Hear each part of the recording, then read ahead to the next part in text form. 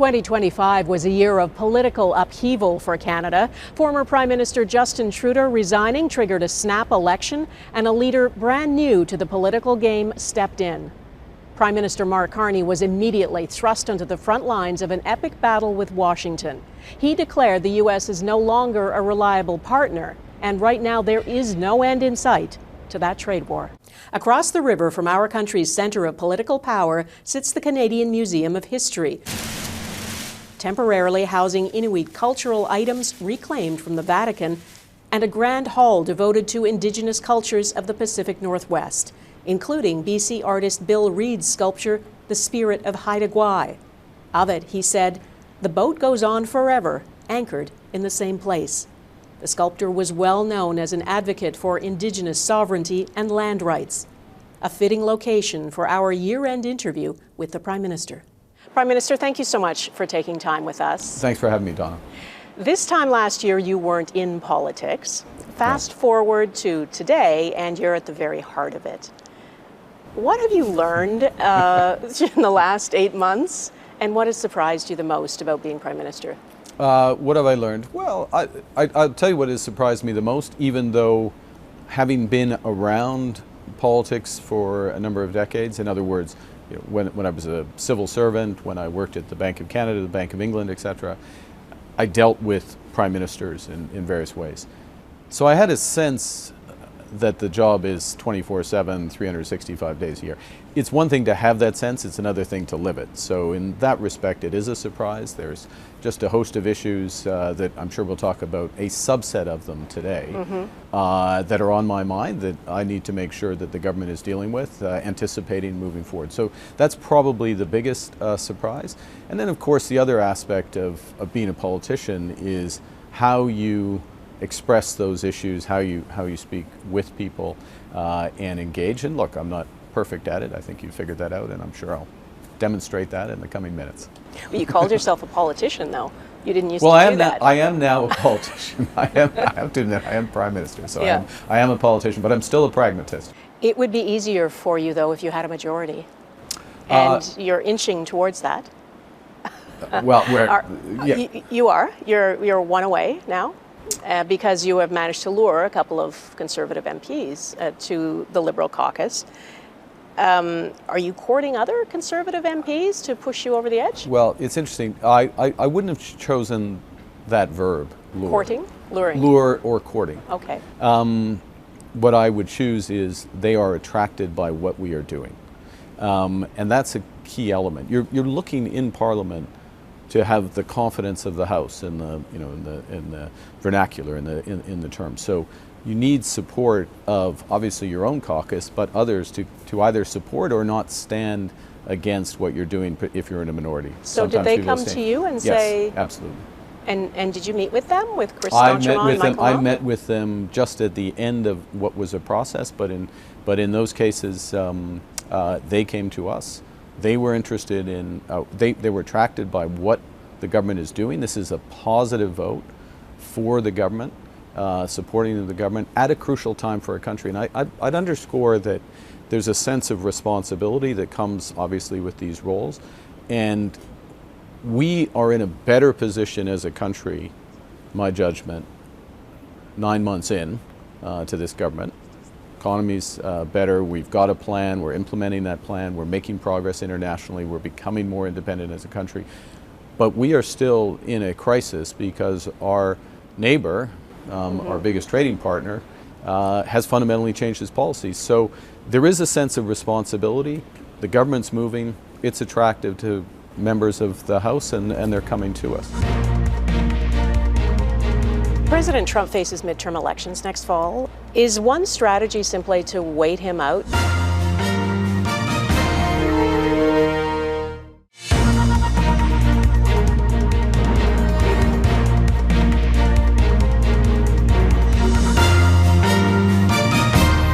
President Trump faces midterm elections next fall. The U.S. Supreme Court is set to rule on whether his tariff scheme is legal or not. Is one strategy simply to wait him out, to let events potentially take over? Well, certainly a strategy is not to rush into a bad deal, and that's what we've been very disciplined about. And every week that goes by, the more that we're developing our economic strategy at home, the more we're developing those relationships abroad, the stronger we get. So you gave the example, you prompted me on the defense spending, that $80 billion. That's an enormous amount of money. That's necessary to protect our Arctic. It's necessary to make sure the women and men of the Canadian Armed Forces have the right equipment. But a lot of that, instead of 70 cents on every dollar going south of the border to the United States defense contractors, a lot of that is now going to be spent here, and it's going to help develop other industries. So all of that puts us in a better position. So yes, is it a better position to be disciplined, have the tough negotiations, which we're having, have those discussions, and then if a good deal is there, yes, we will sign it. But if it's not there, we're not going to sign a bad deal. Just to be clear, there aren't negotiations underway now formally. There right? are not formal ones yet. Okay. But there's negotiations about negotiations. How's that? That's the way it works. Oh, you're a politician. No, but that's the way it works. That's the way it works in trade. So we're the scoping of what's going to be in CUSMA, how it's going to be arranged, and that's going to come. It feels like the ground is shifting globally. I mean, you have described it as a hinge moment, a rupture of multilateral rules-based order.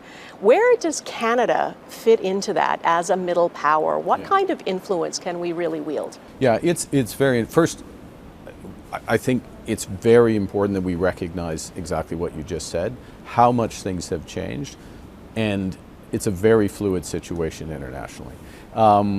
That's one of the reasons why we're being so aggressive in talking to different partners, developing different defense, security, and economic partnerships. What I would say to Canadians, the good news is virtually everybody wants to do more with Canada. So that's true in Asia, whether it's the Philippines, Thailand, Singapore, the ASEAN countries, which are almost a quarter of the world's GDP. It's Indonesia, it's the European Union, it's the UK, it's the countries of the Gulf. United Arab Emirates is going to invest $70 billion, $70 billion in Canada. They've made a commitment to that.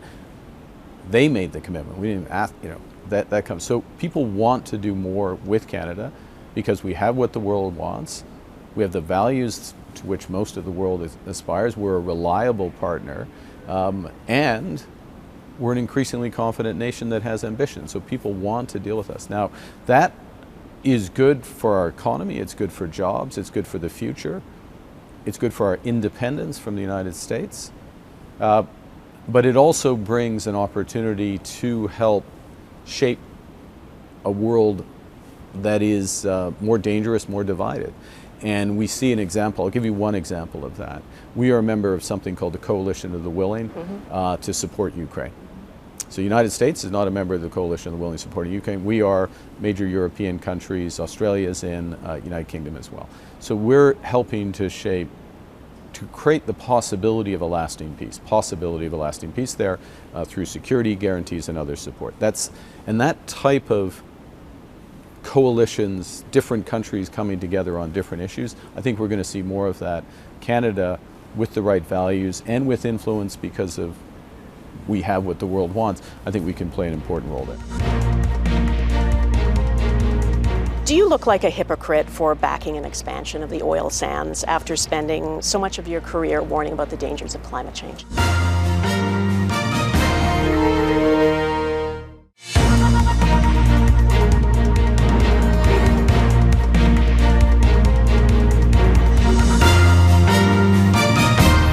I do want to get to the question of the Memorandum of Understanding with Alberta for the pipeline.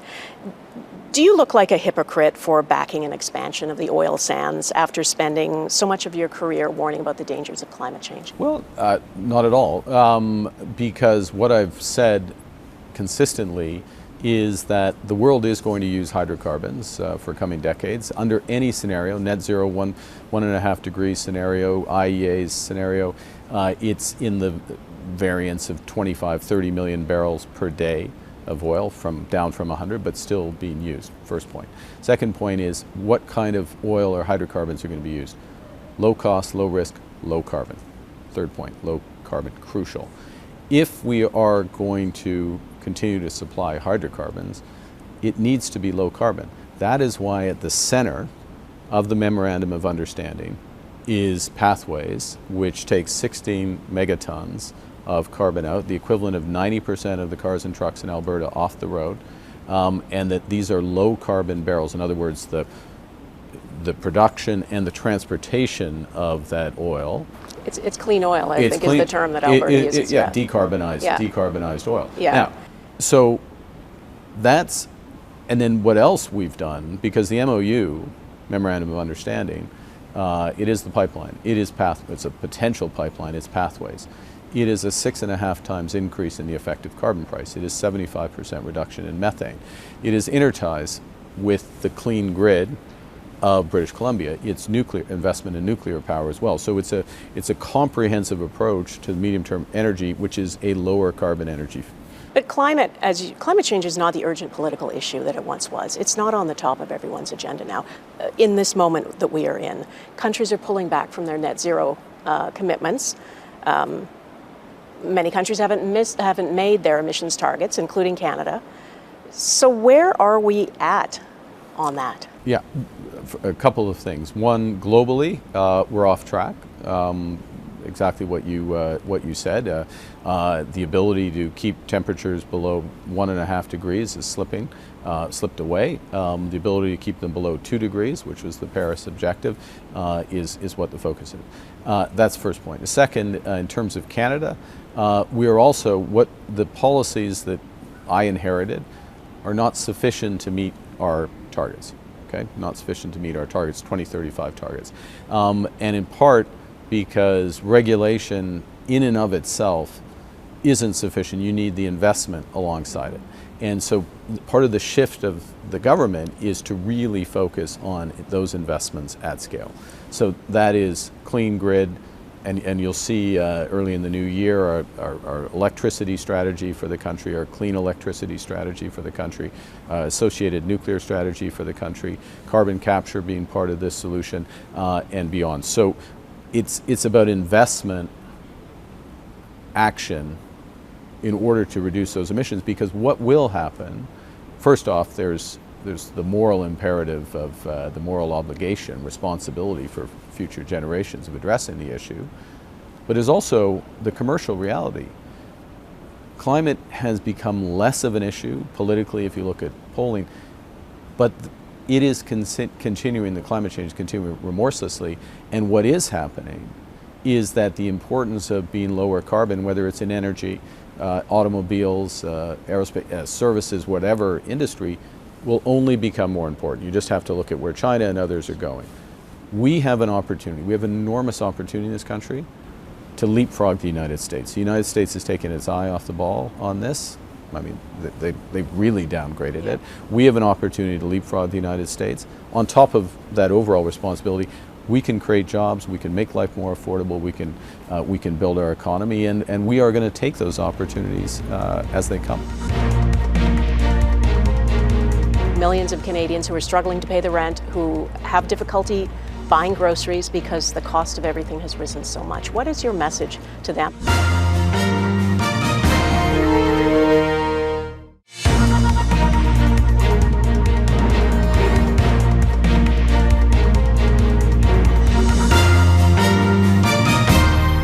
We are here in this gorgeous hall, the Museum of History, with the history of the Pacific Northwest people here. It's their history, but the people who live there now are looking to their future, and some of them, are opposed to another pipeline, do not want that happening to their coast, believe that the rewards go to Alberta and they take all the risk. What's your message to them? Well, the first thing, we were talking beforehand, my family, my parents from BC, and extended family all up and down the coast interior on Vancouver Island as well. So have some familiarity, let's put it that way. The first thing is that what the MOU does with Alberta is it creates some of what are the necessary conditions in order for, amongst other things, a pipeline to be proposed, but not the sufficient conditions. Meaning that it won't necessarily get built. Right. Well, meaning the following, which is that for a pipeline to be built, the industrial carbon price has to be on this path to increase in Alberta. Secondly, there has to be the Pathways project. Thirdly, there has to be the methane. Fourth, these various aspects that are all agreed. It's all part of a package, a grand bargain, as the Premier has said. And there's a duty to consult. There's fundamentally a duty to consult, and we have been absolutely clear about this from the start. You can't consult about something that doesn't exist. So you have to create the possibility for it even to exist before you begin the consultations. Now we've created the possibility. There's still no pipeline proposal. And that's the other thing that's in the MOU. This is not government building a pipeline. It's if there is a private sector proponent who will build. So if it Can I make another, if I may, yeah, sure. Crucial point here. So it's not just about consultation. What this government has been absolutely clear is that it is full Indigenous participation in these major projects. That means obviously economic benefits if it is built, as it's built, and as it's operated, but also ownership. Ownership which we will help fund so that there is that ownership. We need the support, if there is a proposal, of First Nations and British Columbia. So it creates the possibility. I'm a firm believer and practitioner of cooperative federalism in all respects. So it's not just what we build, it's how we build it, building it inclusively, building it sustainably, and building it in solidarity. And if after all those conditions are met and there's a proponent and there's consultation, and after consultation the answer is no, is there a plan B? Look, could there be a Keystone XL? Could that idea be revived? There are other options. Is that one of them? On paper, it's an option. Yes, on paper, it's an option. Are you actively considering it? It provides, if I may, there is a lesser strategic advantage in sending. If part of our objective as a country, which Canadians across this country tell me is, and I believe is right, is to become more independent, to diversify from the United States. Having another pipeline to the United States is less advantageous, just to be clear. There are advantages. It gets Alberta oil to Tidewater. There are advantages, but it's much less advantageous than having a new market and having the diversification there. But let me make a general point. What we're interested in these nation-building projects, we have 110 billion plus of them already identified, everything from high-speed rail to major projects in the interior of British Columbia, major hydro projects, other aspects. What we're interested in is, what are people for? What are people for? We have more opportunities in this country than we can realistically do at one time. So we're working with Indigenous peoples, with provinces, with the private sector. What are we for? What can we build? Let's build now. Become more independent, create better jobs for Canadians, better futures for our children. That's the opportunity. It's the one we need to grab. Okay, my final topic is about affordability. The single biggest issue when I said I'm coming to interview you, and I asked people what matters to you most, and they said the cost of living. Absolutely. Hands down. Yep. There are so many people, as you know, millions of Canadians who are struggling to pay the rent, who have difficulty buying groceries because the cost of everything has risen so much. What is your message to them? Do you just need to be patient? Is that what your message is? Well, it's certainly not. First is absolutely understand the scale of this issue, and we have acted on it, and we will continue to act on it. And let me be more specific, which is that we had this huge surge in inflation after the pandemic, and then the overall level of inflation is now back to roughly where you want it to be. Roughly that 2%, roughly where the bank should be. But the level of prices, that's different. The level of prices is still high.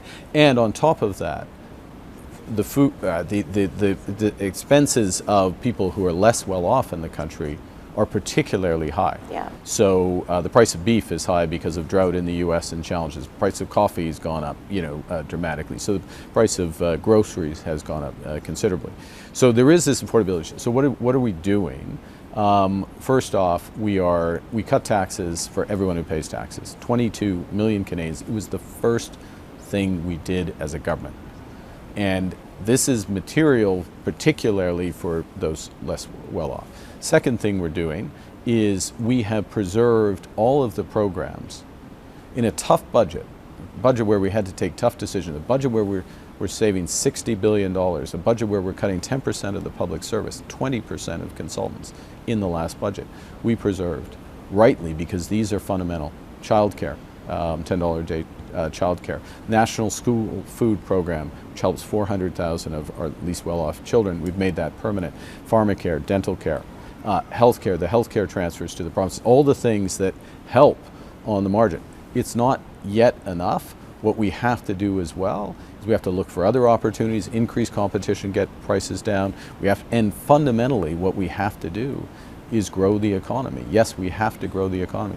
And that's the part that's going to take time. And I think that's the thing when people say to me, well, how long is it going to take? Ask them how long it's going to take. Well, look, we are doing a series of things, and we'll continue to look for others that help bridge over that period of time. But at the core is we have to grow this economy. And we have to grow this economy in a way that makes it more independent, more sustainable, that works with provinces and works with Indigenous people. We have to do all of those things. That's why we're in such a hurry. That's why we're doing the major projects. That's why we're launching Build Canada Homes, which will be cheaper homes as they're built for Canadians. That's why we're striking all these trade deals internationally. That's why this job, it's one of the reasons why this job where we started is relentless. It should be relentless. And look, we're making progress. We got to keep on this track. We're in a stronger position than we were 9 months ago at the start of the year, but we got to keep going, and we will keep going. Prime Minister, thank you for taking time with us, and happy holidays to you and your family. Yeah, thanks, Dawna. Thanks.